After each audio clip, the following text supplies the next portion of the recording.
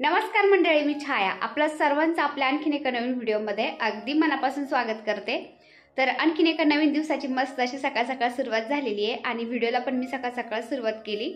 तर बऱ्याचशा ताईंच्या कमेंट येत होतं की ताई तुम्ही धूप बनवून दाखवणार होत्या। तर फुलं मी सुकून ठेवले होते पण त्याच्यामध्ये सणवार पण आले ना, त्यामुळे ते लेटच झालं जरा। तर चला आज म्हणलं तुम्हाला धूप कशी बनवायची सुकलेल्या फुलापासून, तर ते बनवून दाखवते मी आज। तर चला मंडळी, धूप बनवण्यासाठी आपल्याला काय काय लागतंय ना, तर ते सगळ्यात आधी दाखवते मी तुम्हाला। तर हे बघा, हे आपले नारळाचे छिके असतात ना, शेंड्या, हे आपण लागतात आपल्याला। हे मिक्सरमधून याचं म्हणजे भुसा काढायचा आहे। त्यानंतर हे सुकलेले फुलं, वाळवलेली फुलं येत आहेत एकदम मस्त कडक। तर जास्त वाळले त्याच्यामुळे थोडासा कलर त्याचा बदललाय। त्यानंतर हे बघा, मध लागतोय आपल्याला, चंदन पावडर, पण गुलाबजल थोडंसं किंवा गंगाजल पण थोडंसं घेऊ शकता। त्यानंतर हे भीमसेनी कापूर। तर हा केशर चंदनयुक्त अष्टगंध आहे, तर याचा खूप छान वास असतो, याला मस्त सुगंध येतो आपल्या धूपचा, त्यामुळे हे थोडंसं घेतलंय मी। आणि गावरान तूप लागतंय आपल्याला। त्यानंतर हे हवन सामग्री, हे हवन सामग्रीचं एक पॅकेट आणलंय मी। तर किती ग्रॅमचं आहे? 100 ग्रॅमचं पॅकेट आहे, तर 55 रुपयाला मिळालं हे।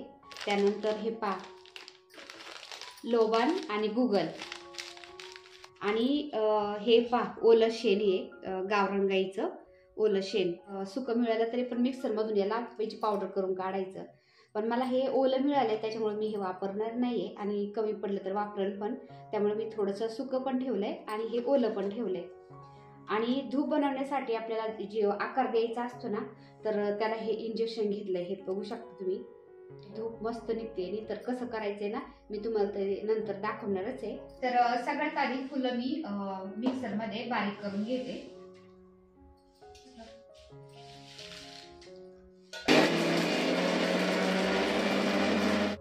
तर हे अशी चाळण घ्यायची, आणि चाळणीने आपल्याला हे फुलं जे आपण मिक्सर मधून काढलेत ना, तर ते चाळायचे।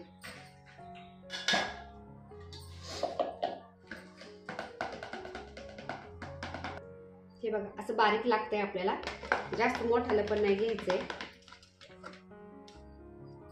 हे फुलं किती बारीक झालेत, वाळलेले होते ना उन्हामध्ये। तर हे बघा, अजून एकदा बारीक करून घेते मी याला।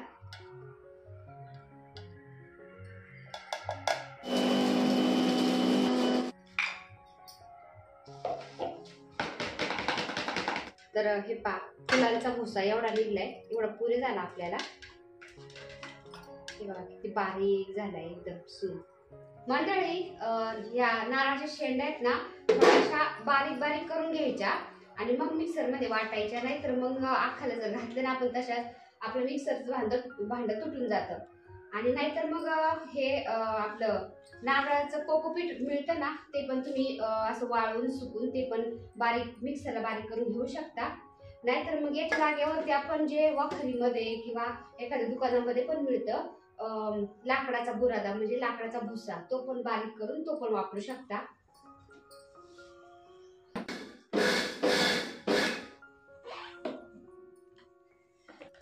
तर मंडळी, हे एवढ्या मोठ्या शेंड्या होत्या ना, ते थोडं थोडं करत मी चालू बंद करत ते एक नारळाचे शेंडे मी मिक्सर मधून काढले, तेव्हा एवढासा भुसा निघलाय फक्त।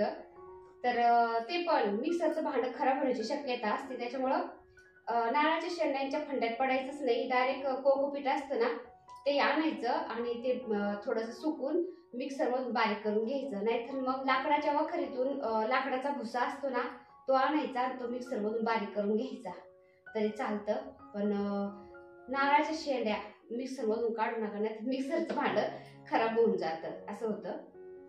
त्यामुळं हे चालू बंद करत मी हळूहळू एवढा भुसा काढला। हे बघा,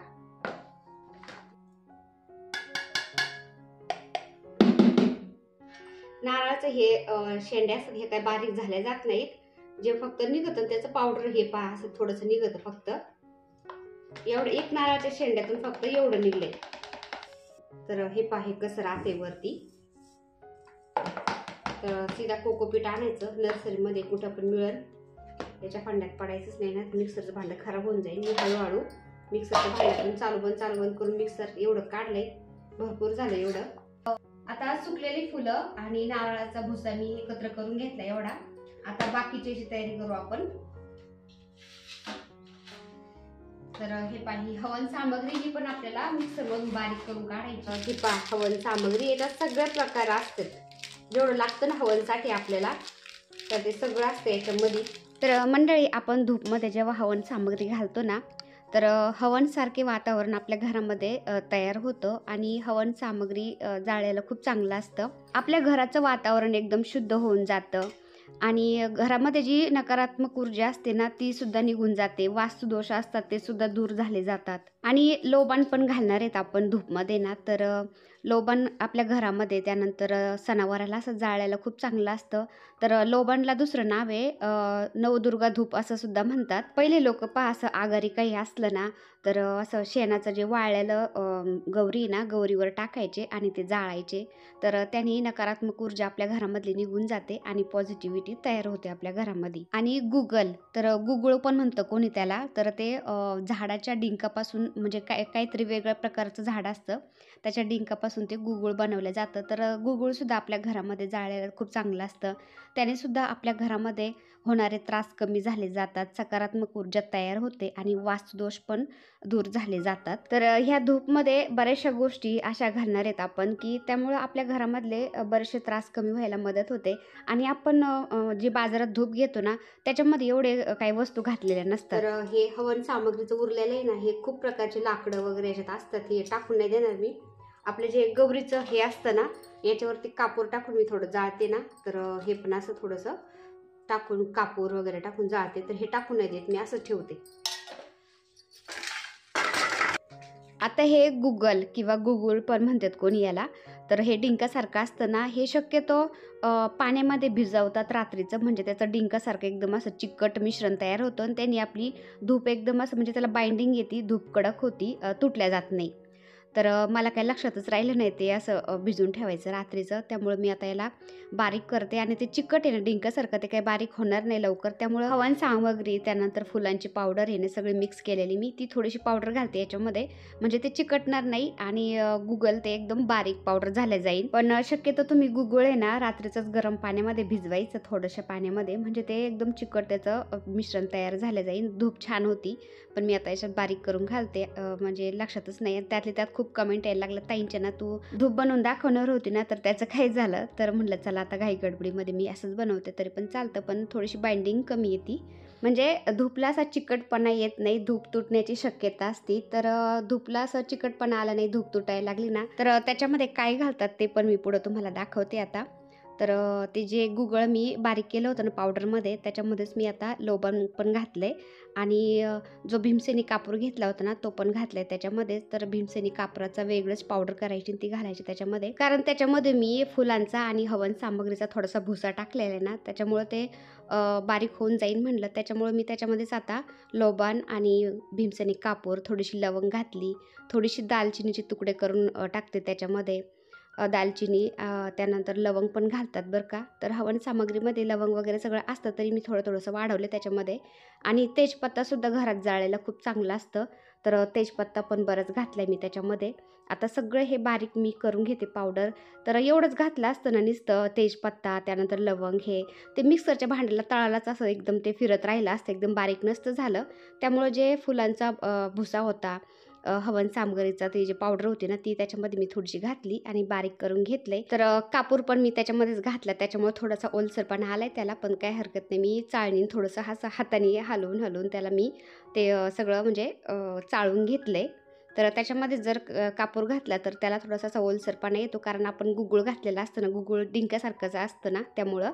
तर कापूर थोडासा वेगळाच पावडर करून घ्यायची, पण मी आगाऊपणा केला आणि भीमसेनी कापूर पण त्याच्यातच टाकून दिला. पण काय हरकत नाही, असं हाताने थोडंसं मी चाळणीने हे केलं ना, हलवलं ना, तर ते सगळी पावडर खाली गळायला गेली. आता मी याच्यामध्ये चंदन पावडर घालते, तर चंदन पावडर थोडीशी कमीच होती, पण काय हरकत नाही, तेवढ्या याच्यात मी चालून घेतलं.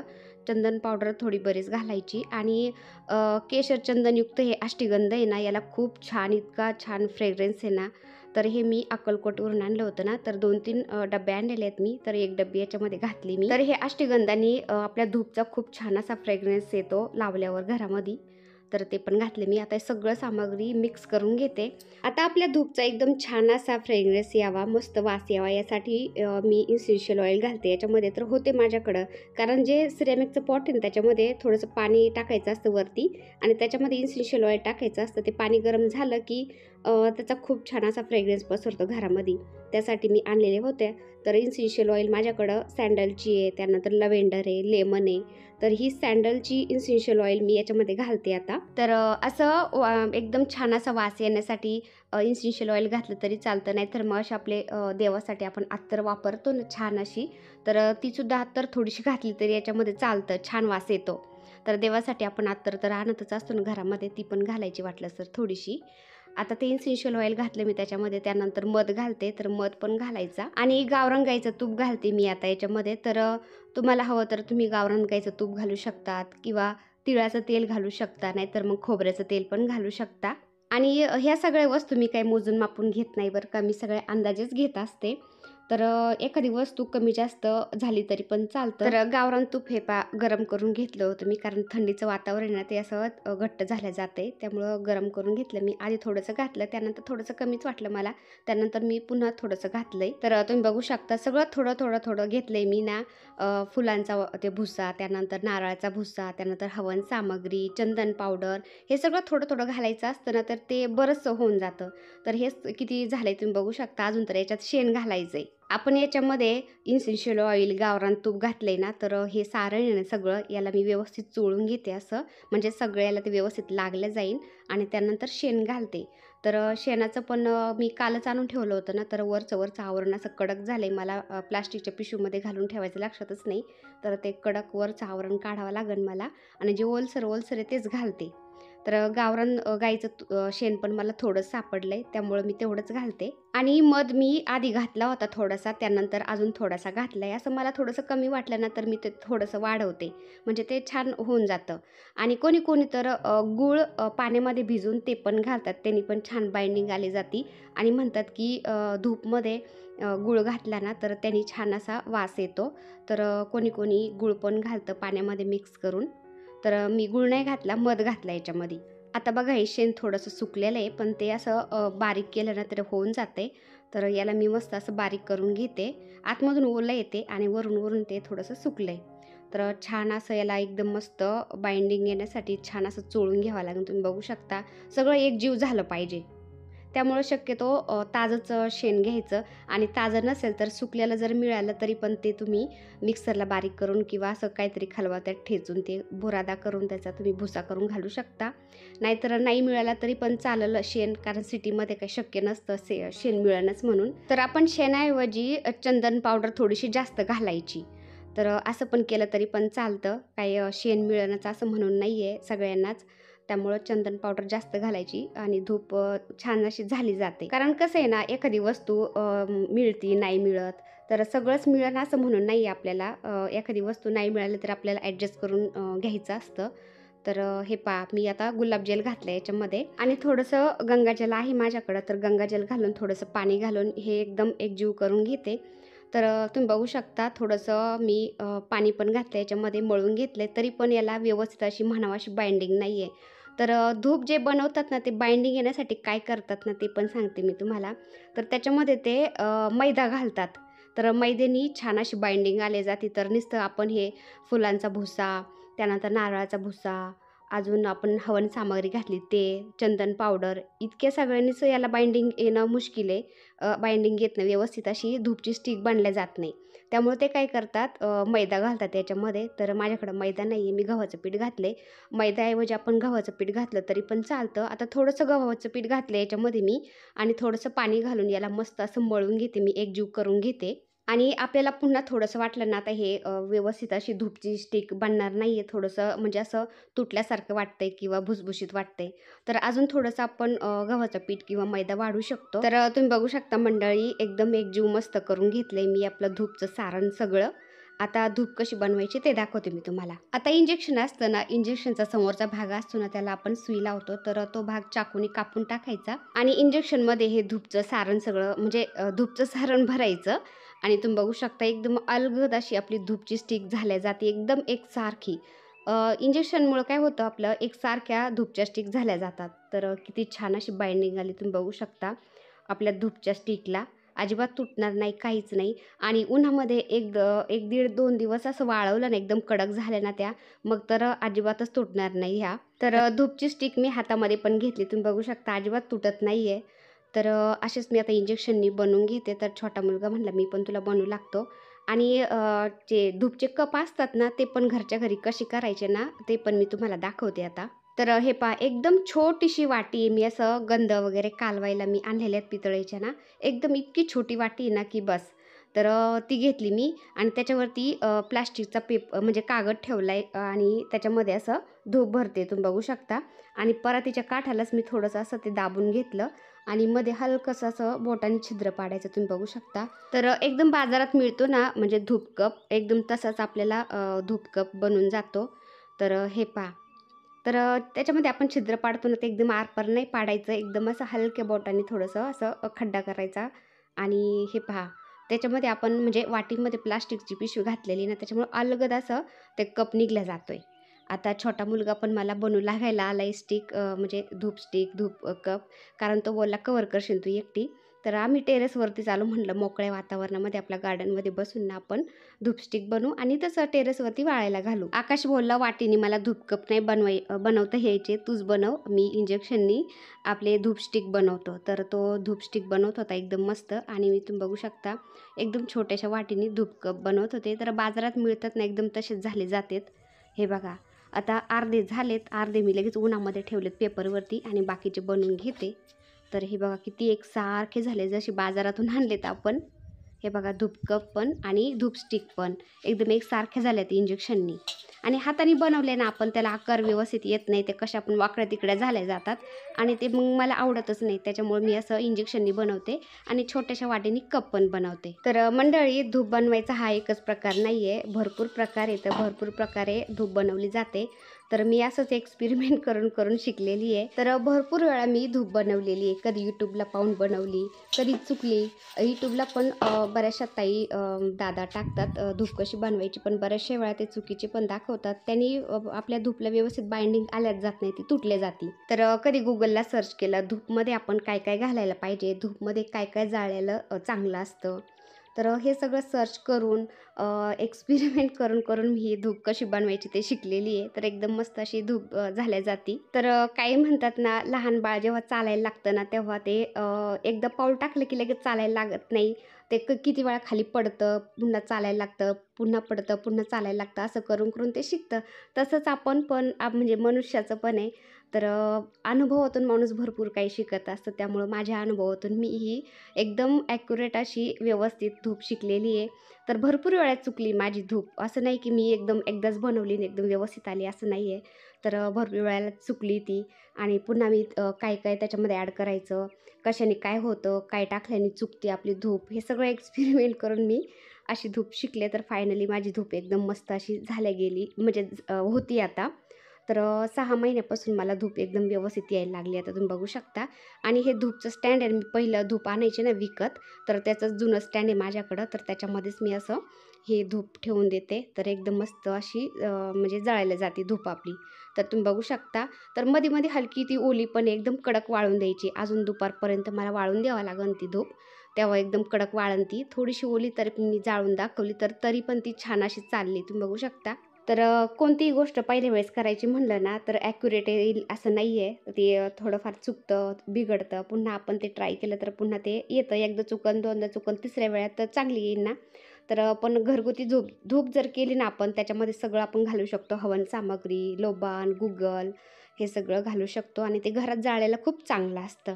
तर मी खाली आले टेरेसवरून आणि खाली देवासमोर ठेवली मी धूप. तर तुम्ही बघू शकता छान अशी ती लागली गेली. पण जे आपण लोबान, गुगल जे साहित्य आणतो ना, ते थोडंसं महागच असतं ना, त्यामुळं आपल्याला बनवायची ना धूप, तर आधी आपण थोडं थोडं बनवून पाहायची आणि जरी चुकली ना त्याच्यामध्ये कुठं मैदा ॲड केला, कुठं काय चंदन पावडर ॲड केली, असं थोडंसं एक्सपेरिमेंट करून बनवायची थोडी थोडी. म्हणजे ते वायाला तर जाणार नाही म्हणा, पण तरी आपण शिकतोय तोपर्यंत थोडी थोडीच करून पाहायची. तर मी असंच करायची पहिलं. तर हा कप बनवला आहे ना मी धूपपासून, तर हा पण थोडासा हलका ओला आहे, पण चला मी लावून दाखवते तुम्हाला. आणि जे हवन सामग्री सगळं मी ते चाळून चाळून वरचं उरलेलं आहे ना, जे म्हणजे जाड जाड येते, तर त्याच्यामध्येच थोडासा कापूर मिक्स केला आहे आणि ते कपामध्ये घातलं आहे आणि ते असं थोडंसं जाळून दिलं आहे. तर कपसुद्धा छान असा जाळायला जातो आहे, तुम्ही बघू शकता. तर धूप कप पण एकदम साध्या आणि सोप्या पद्धतीने आपण घरी बनवू शकतो. तर कसं आहे ना, आजकाल म्हणतात की जे अगरबत्ती लावतो ना आपण त्याच्यामध्ये बांबू काडी असते आणि बांबू काडी म्हणजे जाळलेली आपल्या घरामध्ये चांगलं नसतं ना, आपल्या वंशाची वाढ होत नाही म्हणतात. अगरबत्ती कुठं जाळल्या जाते असं सांगतात. तर मी पण ऐकलेलं आहे, त्यामुळे मी पण सांगते. अगरबत्ती पितरांच्यासाठी आपण काही कार्यक्रम ठेवतो, आघारी घालतो, त्यानंतर आपण 10वा करतो, 13वा करतो. किंवा बऱ्याचशा वेळा तुम्ही पाहिलं असेल की एखादा माणूस वारला आहे आणि म्हणजे घरातली कोणती व्यक्ती वारली असेल, तर त्याच्या उशापायी त्याला म्हणजे अगरबत्ती लावतात. तर तेव्हा अगरबत्ती लावली जाते. आपल्या घरामध्ये अगरबत्ती जाळली जात नाही असं म्हणतात. मी पण ऐकलेलं, त्याच्यामुळे मी सांगते. तर असं आहे, त्यामुळं आपण धूपच जाळावी शक्यतो असं म्हणतात. तर त्यामुळे मी घरीच अशी धूप बनवत असते. तर कशी वाटली माझी धूप बनवायची पद्धत नक्की सांगा कमेंट करून. आणि तुम्ही सुद्धा धूप नक्की ट्राय करून पहा. धूप जर बिघडली तर त्याच्यामध्ये काय काय घालायचं काय वगैरे सगळं मी तुम्हाला सांगितलं. तर तुम्ही पण एकदा नक्की ट्राय करा आणि कशी झाली ते मला कमेंट करून नक्की सांगा. आणि व्हिडिओ आवडला असेल तर एक लाईक करा. चॅनलवर नवीन असेल तर प्लीज आपल्या चॅनलला सबस्क्राईब पण करा. चला तर भेटूया पुन्हा अशाच एका छानशा व्हिडिओबरोबर. तोपर्यंत बाय बाय. व्हिडिओ बघितल्याबद्दल खूप खूप धन्यवाद सर्वांचे. सर्वांना श्री स्वामी समर्थ.